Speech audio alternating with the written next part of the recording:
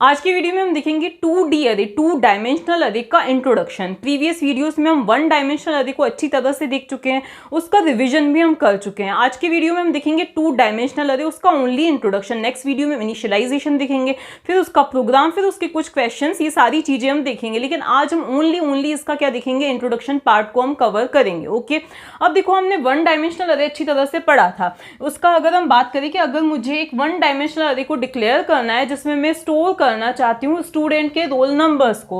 अब roll number integers होते हैं तो मैं डेटा टाइप क्या प्रोवाइड करूंगी, इंट प्रोवाइड करूंगी। अब मैं अरे का नाम क्या दे दूंगी, रोल नंबर, ये मैं नाम दे दूंगी। आप नाम चेंज भी कर सकते, कुछ भी नाम प्रोवाइड कर सकते, बस वो रूल्स को आपको ध्यान में रख के ही नाम देना है। ओके, इसके बाद में क्योंकि 1 डायमेंशनल अरे था और मैं क्या चाहती थी कि मैं 20 स्टूडेंट्स के रोल नंबर को स्टोर करना चाहती हूँ। ओके, तो यहाँ पर मैं साइज में क्या प्रोवाइड कर दूंगी, 20 प्रोवाइड कर दूंगी। इसका मतलब क्या है कि मैं 20 रोल नंबर्स को स्टोर करना चाहती हूँ। तो इस अरे को टोटल कितनी बाइट्स मिलेंगी ये भी मैंने आपको अच्छी तरह से बता दिया था। कैसे कैलकुलेट करते हैं हम, इंट की साइज, इंटीजर की साइज होती है 4 बाइट्स। यहाँ पर हमें 20 ऐसे इंटीजर्स को स्टोर करना है, तो 20 इंटू 4 क्या हो जाएगा, 80। तो इसको 80 बाइट्स मिलेंगी और मेमोरी में कंटिन्यूअसली 80 बाइट्स होनी चाहिए। कैसे होनी चाहिए, ये मैंने प्रीवियस वीडियो में अरे के इंट्रोडक्शन में बता ही दिया था। ओके, अब बात आती है 2 डायमेंशनल अरे की। तो 2 डायमेंशनल अरे की सबसे पहले नीड क्या है, तो आप इमेजिन कीजिए एक सिचुएशन कि आपको क्या करना था कि स्टूडेंट्स के ओनली रोल नंबर आपको स्टोर करने थे, लिखने थे। ठीक है, हम कॉपी पे पहले आते फिर हम आएंगे इस कंसेप्ट पे। ओके, तो आपको कहीं नोटबुक में क्या करने थे, 20 स्टूडेंट्स को के रोल नंबर को लिखना था। तो आपने क्या किया, ये आपकी नोटबुक है। ठीक है, आपने क्या किया, ये यहाँ पर ही 20 स्टूडेंट्स के रोल नंबर को इस तरह से आपने स्टोर कर दिया। ठीक है, उसके बाद में आपने इसी नोटबुक में यहाँ पे कुछ और काम किया, जो भी आपको स्टोर करना था, जो भी आपको लिखना था आपने लिख लिया। उसके बाद में थोड़ी देर बाद आपके माइंड में क्या आता है कि अब मुझे इन्हीं 20 स्टूडेंट्स के मार्क्स को भी क्या करना है, स्टोर करना है, लिखना है। तो अब आपको नोटबुक में जहां पे भी स्पेस मिलेगी आप क्या करोगे, यहां पर आप क्या कर दोगे, उनके मार्क्स को स्टोर कर दोगे। ठीक है, ये 20 स्टूडेंट्स के मार्क्स को क्या किया आपने, स्टोर किया। तो एक तरह से यहां पे भी आपने क्या लिया, 1 डायमेंशनल अरे लिया, यहां पे भी आपने क्या लिया, 1 डायमेंशनल अरे लिया। ठीक है ना, क्या लिए, 1 डायमेंशनल अरे लिए।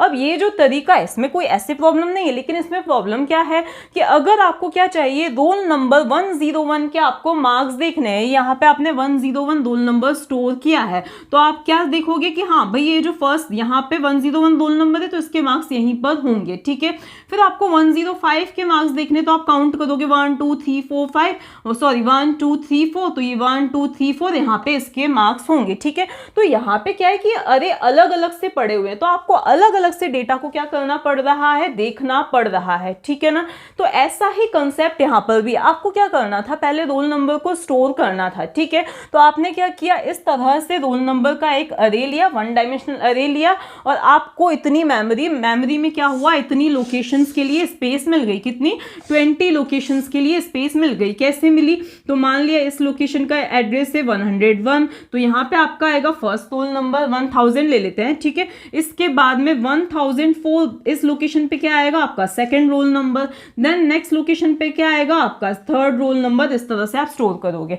बाद में आपको लगता है कि नहीं अब मुझे मार्क्स भी इन्हीं के स्टोर करने हैं, तो बाद में आप फिर से क्या करोगे, एक और अरे क्या करोगे, डिक्लेयर करोगे। क्या करोगे, एक और मार्क्स नाम के अरे को क्या करोगे, डिक्लेयर करोगे। इस तरह से डिक्लेयर करोगे। अब आप क्या करोगे, अगर इस अरे को आपने डिक्लेयर किया तो जरूरी नहीं कि आपको इसी के जस्ट बाद क्या हो जाए, मेमोरी एलोकेट हो जाए। ठीक है, पहली चीज तो ये।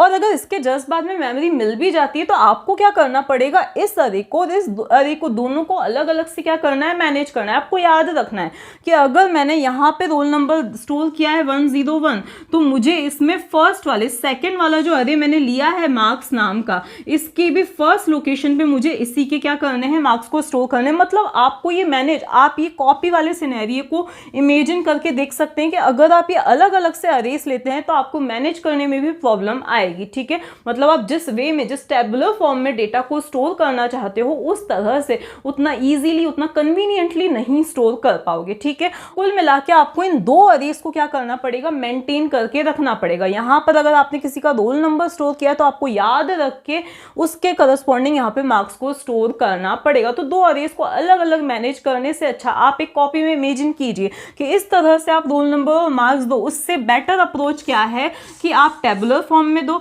यहाँ पर क्या दे दो स्टूडेंट्स के, आप रोल नंबर दे दो, यहाँ पर क्या दे दो मार्क्स दे दो, ठीक है। तो इस तरह से मैनेज करना क्या हो जाएगा आपके लिए ईजी हो जाएगा। यहाँ पर अगर रोल नंबर 101 है तो यहाँ पर उसके आप क्या दे दोगे, मार्क्स दे दोगे। सपोज उसके मार्क्स 45 है तो 45 दे दिए।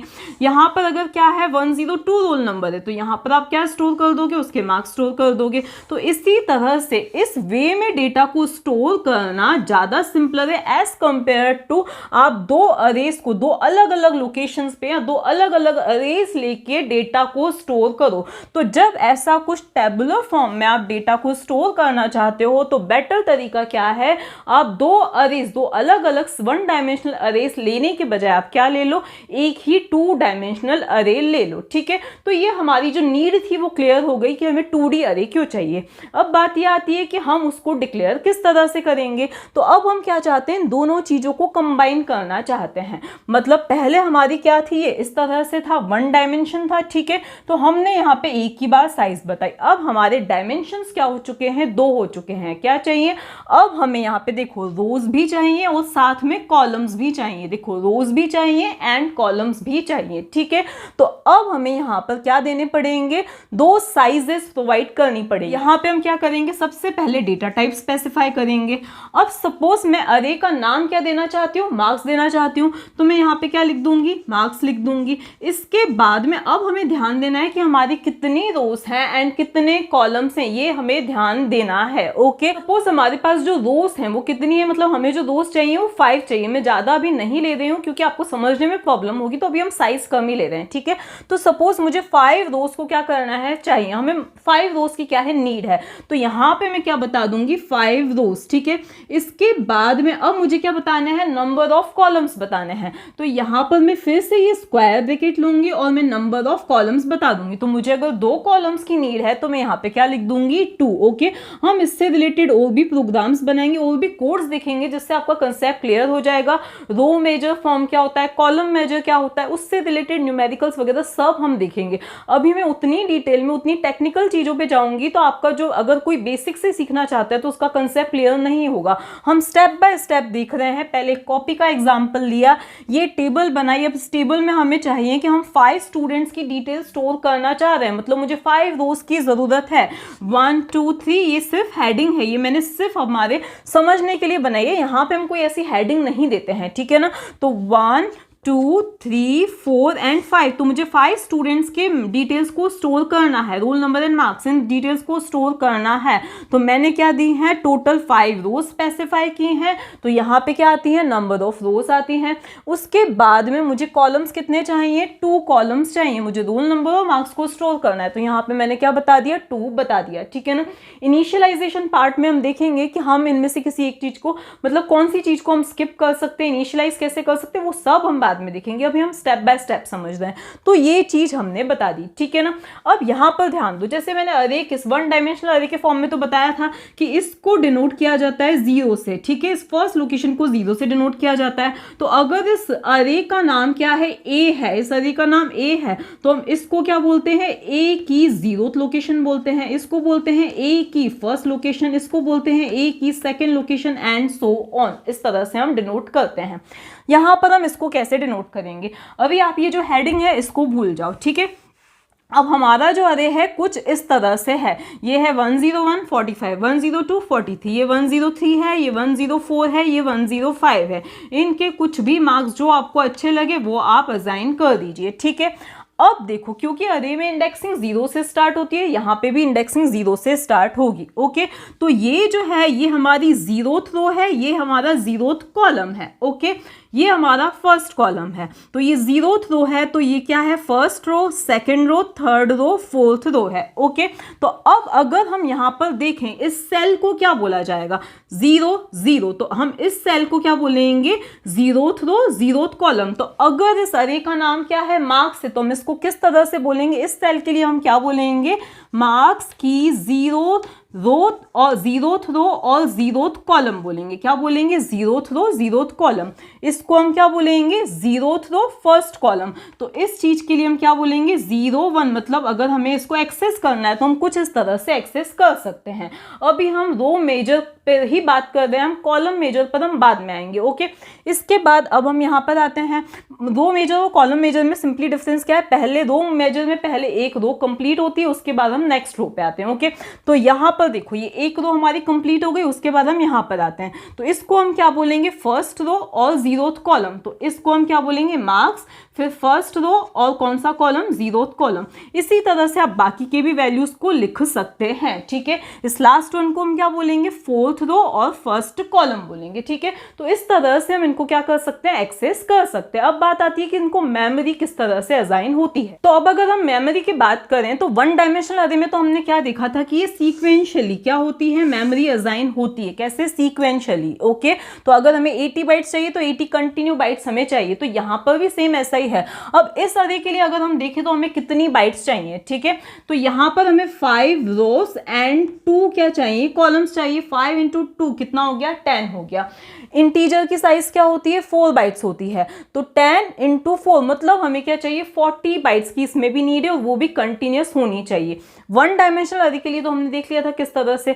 अब 2 डायमेंशनल अरे में क्या हमें इस तरह से मेमोरी मिलेगी टेबुलर फॉर्म में? नहीं, ऐसा तो पॉसिबल नहीं है। मेमोरी तो जो होती है वो कंटिन्यूस एक तरह से अरे ही होता है। ठीक है, तो मेमोरी किस तरह से हमें असाइन होगी 2D अरे के लिए? देखो ये जो चीज है ये क्या है? सिर्फ कंसेप्चुअल चीज है। ये टेबल जो है वो क्या है? ओनली कंसेप्चुअल है, मतलब समझने के लिए हम ऐसे टेबुलर फॉर्म में बनाते हैं। लेकिन ऐसा नहीं कि हमारे मेमोरी के भी जो है 2 डायमेंशंस हो जाएंगे। नहीं, मेमोरी हमें ऐसे ही मिलेगी, सीक्वेंशियली ही मिलने वाली है। ओके, तो कैसे मिलेगी? देखो सबसे पहले हम 2 मेजर की ही बात करें। सबसे पहले जो हमें मेमोरी मिलेगी वो किसके लिए मिलेगी? 0 0 के लिए मिलेगी। तो सबसे पहले अगर हम मान लिया कि ये हमारी क्या है? टोटल 40 बाइट्स हैं और बेस एड्रेस जो है हमारा अरे का बेस एड्रेस मैंने आपको पहले ही बताया था। ठीक है, तो बेस एड्रेस जो है हमारे अरे का वो क्या है? 2000 है। ओके, तो ये क्या है? हमारी फर्स्ट लोकेशन। फर्स्ट लोकेशन मतलब जहां पर हम इस डिटेल को रखने वाले हैं, 101 को रखने वाले हैं। ठीक है, अब इसको एक्सेस करना है तो इसके लिए मैंने क्या बताया था? जीरोथ रो जीरोथ कॉलम।